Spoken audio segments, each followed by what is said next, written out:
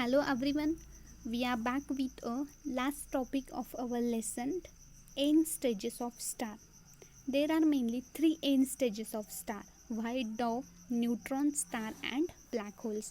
आप यहाँ पे एक पिक्चर देख सकते हैं वाइट ड्रॉप का, ये बीच वाला है वो न्यूट्रॉन स्टार का और है ब्लैक होल्स का। तो स्टार के तीन स्टेज कब आते हैं ये हम देखते हैं। So let's start. पहले हम लाइफ साइकिल को रिवाइज करते हैं, फिर देखेंगे ये तीनों स्टेज। तो पहला क्या है, big bang event. Big bang event से पहले क्या था, एक सिंगल एटम था जो कि उसका फॉर्मेशन होके एक्सप्लोजन होके हीट एनर्जी एंड मटेरियल का फॉर्मेशन हुआ। तो मटेरियल ग्रेविटी के कारण एक दूसरे के पास अट्रैक्ट होकर फॉर्मेशन हुआ नेबुला का फॉर्मेशन हुआ। फिर नेबुला के बाद आई प्रोटोस्टार। नेबुला के बाद प्रोटोस्टार का फॉर्मेशन हुआ। प्रोटोस्टार में क्या हुआ, हाइड्रोजन एक दूसरे के फ्यूज करके हीलियम का फ्यूजन हुआ, मतलब हीलियम फॉर्म हो गया। उस प्रोसेस को कहा जाता है न्यूक्लियर फ्यूजन। तो न्यूक्लियर फ्यूजन के बाद स्टार का बर्थ होता है। I mean this is a, यहाँ पे स्टार फॉर्म हो गया, this is a birth of star. फिर इसके बाद यहाँ से उसका क्लासिफिकेशन होता है दो टाइप में। ये किस पे डिपेंड होता है, उसकी मास के ऊपर। मास के ऊपर मीन्स किस स्टार में कितना हाइड्रोजन गैस भरा हुआ है, तो उससे उसका क्लासिफिकेशन होता है। तो यहाँ से होता है जो रेड कलर के स्टार है, आई मीन जिनका मास कम होता है। अब स्टार के कलर्स उसके टेम्परेचर पर डिपेंड होते हैं। मैंने पहले बोला जो कूल टेम्परेचर होता है, जिनका कम टेम्परेचर होता है वो होते हैं रेड कलर वाले। जिनका टेम्परेचर मीडियम होता है वो येलो कलर के स्टार होते हैं। और जिनका टेम्परेचर बहुत ही हाई होता है, जिन स्टार का टेम्परेचर, तो वो होते हैं ब्लू कलर वाले। अगर यहाँ पे देखेंगे तो ये जिन स्टार का मास कम होता है वो कन्वर्ट होते हैं रेड जायंट स्टार में। रेड जायंट स्टार में उनका कन्वर्जन होता है प्लैनेटरी नेबुला में। और प्लैनेटरी नेबुला के बाद उनकी लास्ट स्टेज आती है स्टार की वाइट डॉर्फ, जो है वाइट कलर के। White dwarf means death of star, वहाँ से वो स्टार डेथ हो गई, उसकी डेथ हो जाती है। और फिर डेथ होने के बाद फिर यहाँ पे क्या होगा, मटेरियल फॉर्म होगा, एनर्जी फॉर्म होगी, हाइड्रोजन गैस होगा फॉर्म। फिर उसका साइकिल कंटिन्यूसली चलता रहेगा। फिर नेबुला फॉर्म होगा, फिर प्रोटोस्टार फॉर्म होगा, फिर रेड जायंट स्टार फॉर्म होगा। ऐसे साइकिल कंटिन्यूसली चलता रहता है। तो जो हेवी मास वाले उनका कन्वर्जन होता है रेड सुपर जायंट में, जिनका मास बहुत ही हेवी होता है। एक्सप्लोजन के बाद वो कन्वर्ट होते हैं सुपरनोवा में। और यहाँ से फिर उनके मास के ऊपर उनके दो कैटेगरी में डिवाइड होता है, black whole and neutron star. Black hole is a very heavy mass star. उनका मास बहुत ही ज़्यादा होता है, मतलब उनमें बहुत हाइड्रोजन होता है। And second is neutron. तो इन तीनों स्टार में सबसे ज़्यादा मास होता है ब्लैक होल का, उसके बाद न्यूट्रॉन स्टार का एंड नेक्स्ट वाइट डॉर्फ का। तो ऐसे कंटिन्यूसली इनका प्रोसेस चलता रहता है। फिर हम देखेंगे कि इन जो थ्री स्टेजेस आते हैं स्टार की, एक किस तरह आती है, मतलब इसके मास की क्या कंडीशन है। पहले हम देखते हैं वाइट डॉर्फ।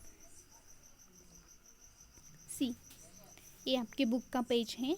तो किन स्टार का कन्वर्जन वाइट डॉर्फ में होता है, जिन स्टार का मास उसके एंड स्टेजेस में उसका इनिशियल मास सन के मास से 8 टाइम्स कम है।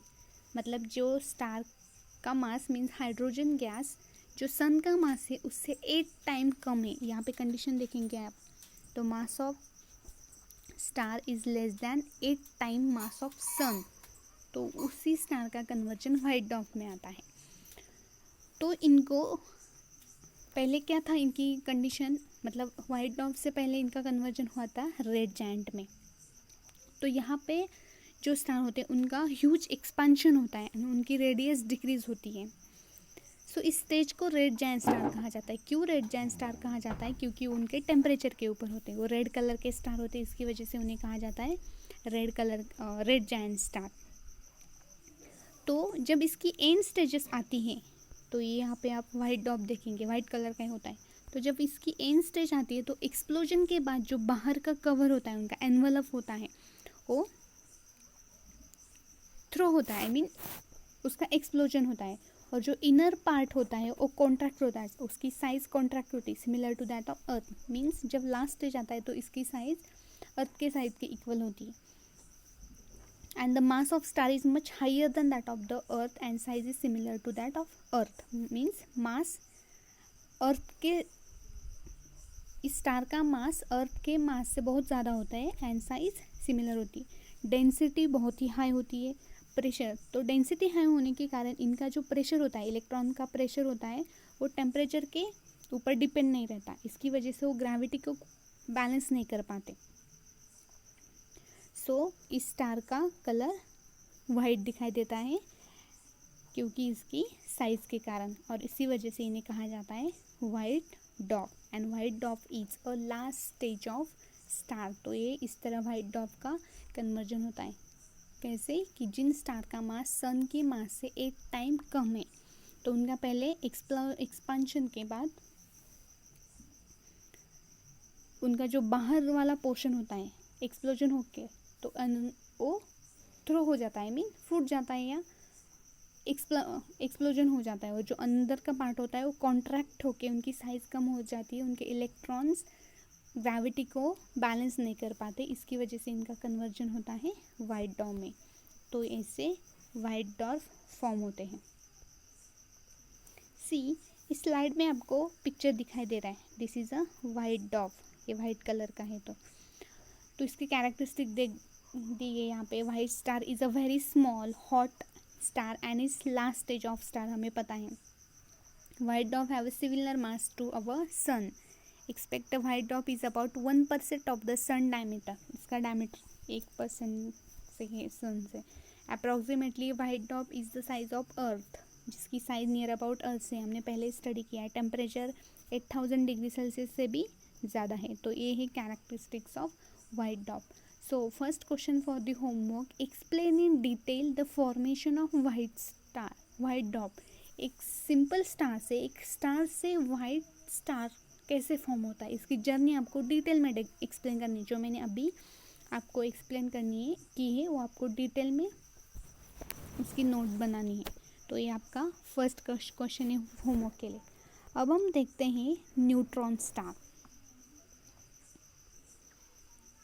सी, न्यूट्रॉन स्टार कब फॉर्म होते हैं. तो हमने पहले देखा वाइट डॉर्फ कब फॉर्म होते हैं, किसी स्टार का मास सन के मास से 8 टाइम कम है.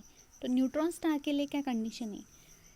The end stages of star having mass between 8 and 25 times mass of sun. जिन स्टार का मास 8 टाइम मास ऑफ सन से ज़्यादा है बट 25 टाइम्स मास ऑफ सन से कम है, इन दोनों के बीच है. सी, जिन स्टार का mass 8 into mass of sun के बीच के ज़्यादा, उससे ज़्यादा, और 25 इंटू मास ऑफ सन से कम, इस रेंज में है, ऐसे स्टार का ही कन्वर्जन सिर्फ न्यूट्रॉन स्टार में होता है. मतलब उनका मास बहुत ही हैवी है as compare to white dwarf. This star is going to red super giant star. तो उसकी जो साइज़ होती है वो इंक्रीज होती है 1000 टाइम. दो एक्सपांशन जब होता है, एक्सप्लोजन जब होता है तो वो कन्वर्ट होते हैं सुपरनोवा में. अब सुपरनोवा क्या है प्रीवियस क्लास में स्टडी कर चुके हैं. तो सुपरनोवा के बाद उनका फॉर्मेशन होता है न्यूट्रॉन स्टार में और ब्लैक होल में. तो ब्लैक होल हम आगे स्टडी करेंगे. तब इन जो स्टार हैं जिनका कन्वर्जन न्यूट्रॉन स्टार में होने वाला है, the central portion which left behind after the explosion contracts size and becomes small as about 10 kilometre. अभी इसका डायमीटर है 10 किलोमीटर. इसकी साइज सिमिलर कॉन्ट्रैक्ट होती है as similar to white dwarf. White dwarf की साइज भी कॉन्ट्रैक्ट होती है. तो इसी तरह न्यूट्रॉन स्टार की साइज भी कॉन्ट्रैक्ट होती है और ये उसके और रोटेशन चलते रहते हैं. मतलब इसकी स्पीड इतनी हाई होती है, बहुत ही ज़्यादा हाई होती है, तो ग्रेविटी को बैलेंस नहीं कर पाते. तो ये जो स्टार है वो ओनली न्यूट्रॉन से बने होते हैं. इसके कारण इसे न्यूट्रॉन स्टार कहा जाता है. और neutron star is the last stage of star. तो लास्ट स्टेज के बाद ये क्या होता है, मतलब ये डेथ होने वाला है. फिर इसका लाइफ साइकिल तो चलता ही रहने वाला है, जो हमने स्टडी किया है लाइफ साइकिल ऑफ स्टार में. तो इस तरह न्यूट्रॉन स्टार का फॉर्मेशन होता है कि जिन स्टार का मास 8 टाइम मास ऑफ सन से ज़्यादा होता है और 25 टाइम मास ऑफ सन से के बीच होता है, कम होता है. के बीच जो स्टार का मास होता है उनका कन्वर्जन होता है न्यूट्रॉन स्टार में। तो इनका पहला कन्वर्जन होता है रेड सुपर जायंट में, क्योंकि हेवी मास की वजह से। रेड सुपर जायंट के बाद एक्सप्लोजन के बाद जो अंदर का पार्ट होता है वो कॉन्ट्रैक्ट होता है, मतलब उसकी size small as about 10 kilometre जो डायमीटर है इसकी। फिर ये न्यूट्रॉन से ही बने होते हैं, इसकी वजह से इन्हें कहा जाता है neutron star. Pressure and temperature ये इंडिपेंडेंट है इसके कारण वो,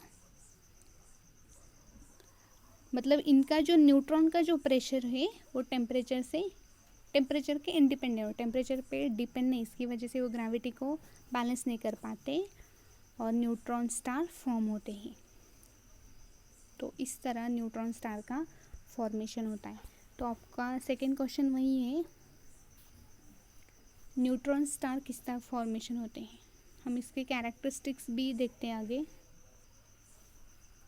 यहाँ पे आपको पिक्चर दिखाई दे रहा है, ये है न्यूट्रॉन स्टार। ये मतलब इसके रोटेशन चलते रहते हैं और उसकी स्पीड बहुत ही ज़्यादा हाई होती है। तो यहाँ पे इसका पिक्चर दिया हुआ है अंदर का, जो कि न्यूट्रॉन से बना होता है। न्यूक्लियस, न्यूट्रॉन, कोर, इसका डायमीटर, साइज, मास कितना होता है पहले हम स्टडी कर चुके हैं। तो आपको इसकी पिक्चर नहीं बनानी है, सिर्फ इसके ऊपर नोट लिखनी है कि न्यूट्रॉन स्टार का फॉर्मेशन किस तरह होता है। अब हम देखते हैं last stage of star, third stage black hole. See black hole. अब ब्लैक होल किन स्टार का कन्वर्जन ब्लैक होल में होता है। The end stages of star having mass larger than 25 times the mass of sun। जिन star का mass 25 time mass of सन से ज़्यादा है, मतलब 3 स्टेज में पहले बोला सबसे ज़्यादा मास ब्लैक होल का होता है। तो देखिए 25 इंटू मास ऑफ सन से जिनका मास होता है ज़्यादा होता है उनका कन्वर्जन होता है ब्लैक होल में। तो इतना ज़्यादा इनका मास है। तो ब्लैक होल का फॉर्मेशन कैसे होता है, तो इनका मास ज़्यादा होने के कारण वो रेड सुपर जायंट तो बनता है। तो एक्सप्लोजन के बाद वो कन्वर्ट होता है सुपरनोवा में। तो इसका प्रेशर कम होने की वजह से वो ग्रेविटी को बैलेंस नहीं कर पाता, like neutron star and white dwarf, and वो कॉन्ट्रैक्ट करते रहता है। तो इसकी साइज़ कम हो जाती है। इसकी साइज़ कम होने के कारण उसकी डेंसिटी यानी ग्रेविटेशनल फोर्स ट्रिमेंडसली बढ़ता रहता है, मतलब वो इंक्रीज होती रहती है ग्रेविटी एंड इसकी डेंसिटी। तो ग्रेविटी बढ़ने के कारण, डेंसिटी बढ़ने के कारण उसके आसपास के जो स्टार्स है उनको उनकी तरफ खींचता रहता है, जो ब्लैक होल होता है। सपोज यहाँ पे ब्लैक होल है, तो जो उसके नियर में जो सराउंडिंग में जो स्टार्स है उसको उनकी अपनी तरफ अट्रैक्ट करता है। तो पहले मैं फिर से रिवाइज करती हूँ मैंने क्या समझाया। जिन स्टार का मास 25 टाइम्स मास ऑफ सन से ज़्यादा है उनका कन्वर्जन ही ब्लैक होल में होता है। तो ये उनका मास ज़्यादा होने के कारण वो रेड सुपर जायंट में कन्वर्ट होता है। फिर एक्सप्लोजन के बाद वो कन्वर्ट होता है सुपरनोवा में। तो वहाँ पे प्रेशर कम होने के कारण वो ग्रेविटी को बैलेंस नहीं कर पाते और वो कंटिन्यूसली उसकी साइज़ कॉन्ट्रैक्ट होती है। तो साइज़ कॉन्ट्रैक्ट होती है मीन्स कम होने के कारण उसकी डेंसिटी यानी ग्रेविटेशनल फोर्स बढ़ता रहता है, इंक्रीज़ होता है। एंड उसकी ग्रेविटी बहुत इंक्रीज़ होने की वजह से वो जो उसके पास वाले जो स्टार्स होते हैं उनको वो अट्रैक्ट करता है। और अट्रैक्ट करने के बाद वो बाहर नहीं निकल सकता। आई मीन जो स्टार को उसके अंदर आए, उसके सराउंडिंग में है, वो उन्हें फिर से बाहर नहीं निकल सकता और उसकी कोई भी लाइट भी रिफ्लेक्ट नहीं होती। इसके कारण वो उसे ब्लैक होल कहा जाता है। आई मीन वो ब्लैक होल का कन्वर्जन होता है। तो black hole is a last stage of star. तो इस तरह ब्लैक होल का फॉर्मेशन होता है। आपको यहाँ पे एक छोटा सा टेबल दे दिया गया है। यहाँ पे आपको तीनों स्टार का कन्वर्जन देखा है। पहले देखिए वाइट डॉर्फ, जिनका मास 8 टाइम मास ऑफ सन से उन स्टार का कन्वर्जन होता है वाइट डॉर्फ में। जिनका मास 8 to 25 times mass of sun के बीच होता है वो होते हैं न्यूट्रॉन स्टार में। और जिनका मास बहुत ही ज़्यादा heavy, I mean 25 into mass of sun, 25 times mass of sun के भी ज़्यादा होता है, उनका कन्वर्जन होता है ब्लैक होल से, ब्लैक होल में। तो ब्लैक होल एक होती है लास्ट स्टेज ऑफ स्टार। हम इसका पिक्चर देखते हैं। सी, आपको यहाँ पे ब्लैक होल के पिक्चर दिखाई दे रही है। तो इस तरह ये ब्लैक होल का फॉर्मेशन होता है। आपको कैरेक्टरिस्टिक्स नहीं दिखाई, अपने नोट्स में लिख दी तो भी चलेगा, सिर्फ फॉर्मेशन को तो आपको लिखना ही है। तो इस तरह होता है ब्लैक होल का फॉर्मेशन, जिसमें बहुत ही अमाउंट में हाइड्रोजन गैस होता है, मतलब उसका मास सबसे ज़्यादा मैसिव स्टार है black whole, is the last stage of star. तो इस तरह ब्लैक होल का फॉर्मेशन होता है। So third question for the homework is explain in detail formation of black hole. Black hole कब आती है, स्टार की लास्ट स्टेज जो है ब्लैक होल वो कब फॉर्म होती है, वो आपको एक डिटेल में एक्सप्लेन करना है। So this is the last three stages of star, and I am happy to say with this topic our syllabus is over। इसी टॉपिक के साथ हमारा सिलेबस भी ख़त्म हो गया है। Thank you students and bye.